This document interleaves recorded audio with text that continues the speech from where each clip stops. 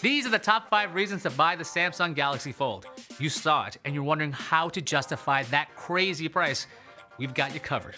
Oh, we'll also give you reasons not to buy the Fold in this video. Let's get to it.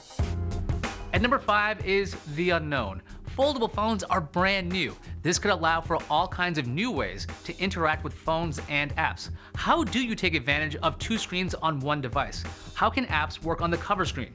Will widgets make a comeback for that tiny screen? The thing is, there are not a lot of new experiences on the regular slab style phones.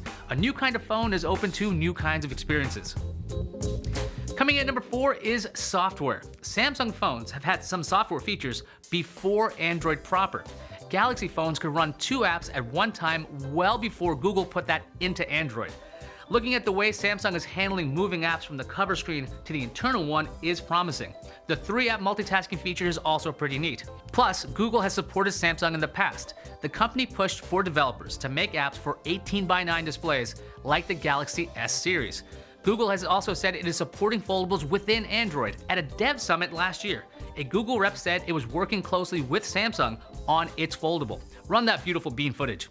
In fact, we're already working closely with Samsung on a new device they plan to launch early next year, which you'll hear about later today. We are now at number 3, which is the hardware specs. The Fold has 12 gigs of RAM, 512 gigabytes of storage, and there's no way you're missing a moment because there are 6 cameras on this thing. 3 on the back, 1 on the front, 2 when you open it up. There's going to be a 4G and a 5G version, so if you get the 5G version, you can hang on to it when the next gen networks are up and running. On top of that, Samsung displays are excellent. Apple and Google have used Samsung displays for their own phones. If anyone is going to understand how to make flexible OLED phones work and work well, it has to be Samsung. Number 2 is portability. Samsung has found a workaround for the pocket barrier. Phones have gotten larger and larger and larger. Pockets, well, not so much. When closed, the Fold seems a little on the thick side, but it is narrow. It should fit into pockets like the candy bar phones of the past. The smaller cover screen should be good enough for small tasks like email, chats, texts, and weather. By the way, that smaller screen is still over 4 inches. The inside screen is a whopping 7.3 inches large. It's essentially 2 devices that you can carry anywhere. It seems like a perfect travel companion. Show your boarding pass on the small screen, watch videos on the big screen.